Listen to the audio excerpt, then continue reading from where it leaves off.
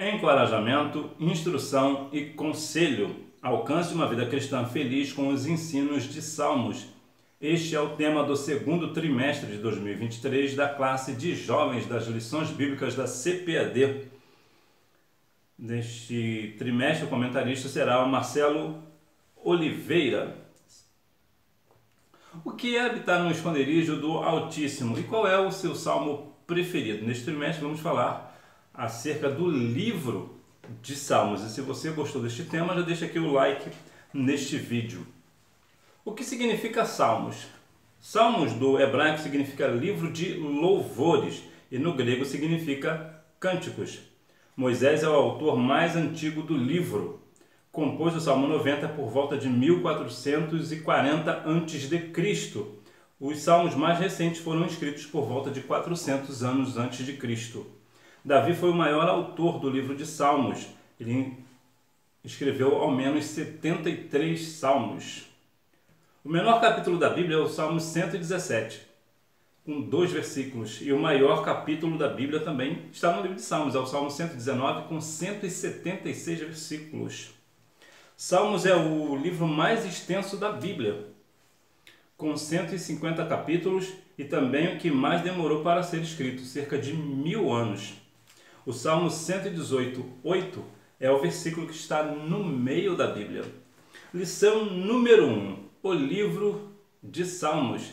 Nesta lição falarei sobre a questão do livro propriamente dito, algumas outras curiosidades e a estrutura do livro, como o livro está sendo desenvolvido, qual a estrutura do livro, as mensagens, os autores, entre outras coisas. Lição número 2, o caminho do ímpio e do justo. Há caminhos a percorrer, Jesus é o caminho verdadeiro, João 14,6, eu sou o caminho, a verdade e a vida. Aqui no livro de Salmos 1,6 vai nos dar uma orientação acerca do caminho do ímpio e do justo. E nós veremos a diferença daquele que serve a Deus e daquele que não serve. Que muitas vezes o ímpio parece prosperar e o justo parece ter uma vida penosa. Mas nós veremos que, na bem da verdade, não é assim. Às vezes é somente a aparência humana. Porque, na verdade, muitas vezes, quando o ímpio está prosperando, ele está prosperando aqui na terra. É verdade. Mas nós sabemos que o mais importante não é a nossa vida na terra, é a nossa vida na eternidade. Lição número 3. O Messias já veio. Algumas pessoas, principalmente lá em Israel, ainda esperam pelo Messias, mas nós sabemos que ele já veio. Lição número 4. O bom pastor está comigo. Salmos 23:1 vai falar acerca do bom pastor, O Senhor é meu pastor e ele não me faltará.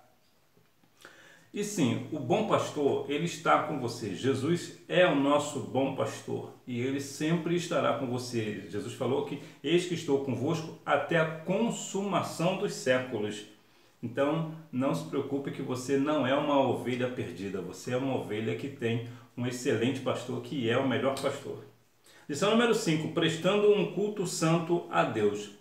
É verdade que alguns jovens, às vezes por causa de uma questão ou outra, que é sempre uma novidade, acabam colocando uma novidade na igreja que não é algo bíblico. Então, por conta disso, alguns jovens, alguns cultos jovens, por exemplo, prestam um culto a Deus, mas que não é um culto santo. E nós devemos prestar um culto santo ao Senhor. E esta lição número 5, ela vai abordar justamente este tema, esta importância de nós estarmos de fato prestando um culto santo ao Senhor. Até porque algumas pessoas podem prestar um culto ao Senhor de qualquer maneira, mas Deus não aceitará. Lição número 6, o anseio da alma por Deus. Lá em Salmos 42:1 vai falar sobre essa questão de ansiar pelo Senhor, A nossa alma, ela anseia por Deus, ela tem desejo de Deus. E nós devemos saciar a sede da alma por Deus. Como é que nós fazemos isso? Buscando ao Senhor enquanto se pode achar, conhecendo e prosseguindo em conhecer ao Senhor. Lição número 7. Perdoe-me, Senhor.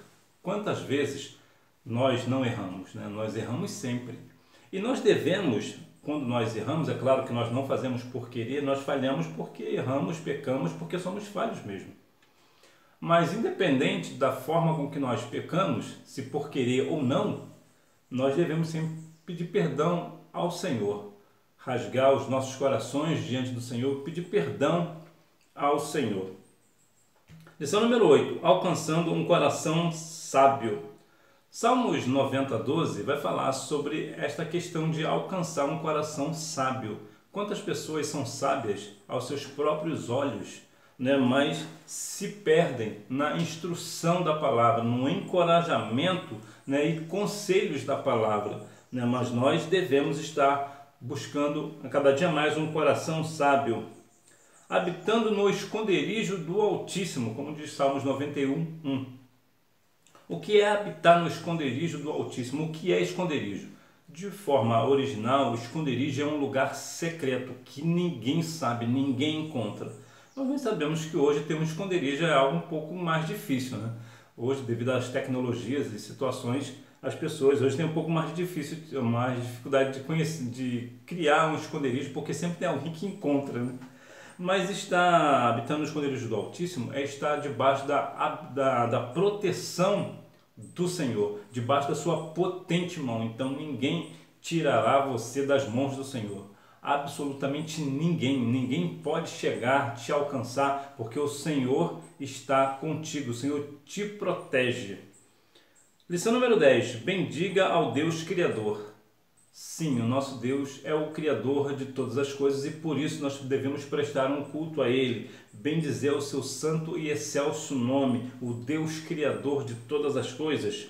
Lição número 11, livramento e ação de graças. Você tem noção de quantas vezes o Senhor já te livrou? E quantas vezes você prestou um culto ao Senhor, um culto em ação de graças? É importante a questão do livramento e ação de graça, sobre a questão do voto também. Algumas pessoas, devido ao seu desespero, à sua aflição, acabam fazendo voto ao Senhor que não pode cumprir. E nós devemos ter muito cuidado com este negócio. Quando você for orar, for fazer um voto ao Senhor, tenha cuidado naquilo que você vai prometer ao Senhor. Porque a Bíblia diz que é melhor você não fazer um voto a Deus do que você fazer e não cumprir. Então, independente da situação sua de desespero, que às vezes acontece, às vezes nós somos afligidos mesmo, nós somos humanos, né? No momento de aflição, de frustração, de medo, e você vai buscar o Senhor em oração, não faça um voto ao Senhor que você sabe que você não possa cumprir. Então o que você faz? Você pede ao Senhor e não faz voto não. Se você for fazer um voto ao Senhor, saiba que você precisa fazer um voto ao Senhor, um voto sincero, um voto que você sabe que você pode cumprir com aquele voto, se caso o Senhor te abençoar naquela situação a qual você se encontra. Portanto, não se deixe levar pela emoção e sair prometendo coisas ao Senhor que você não é capaz de fazer. Mais uma vez a Bíblia nos diz que é melhor não fazer um voto ao Senhor do que fazer um voto ao Senhor e não cumprir. Lição número 12. Quanto amo a tua palavra.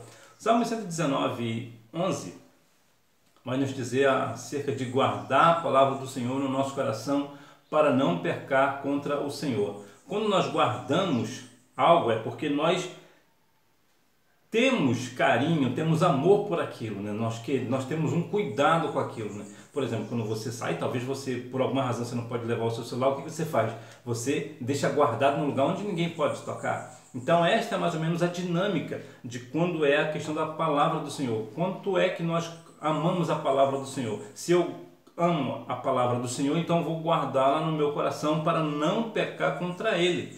Então eu vou guardar, né? Então assim nós provamos que de fato nós amamos a palavra do Senhor. Lição número 13, a beleza da unidade espiritual. O Salmo 133:1 vai nos falar acerca desse negócio. Ó, quão bom e quão suave é que os irmãos vivam em união, em unidade, ser um inteiro, né? A mesma unidade, o mesmo propósito, a mesma comunhão. Então nós devemos estar nesta unidade, sempre com encorajamento, instrução e conselhos da palavra do Senhor, para que nós venhamos ter uma vida cristã saudável para a honra e glória do nome do Senhor. E se você gostou deste vídeo, compartilha com aquele seu aluno, né, aquele aluno nota 10 que você conhece, aluno nota 10 da Escola Bíblica Dominical, para que ele assim também venha conhecer o tema do próximo trimestre de 2023 e que Deus em Cristo continue abençoando a sua vida e que você não deixe de ir à Escola Bíblica Dominical, até porque quem faz a escola é o aluno. Tchau!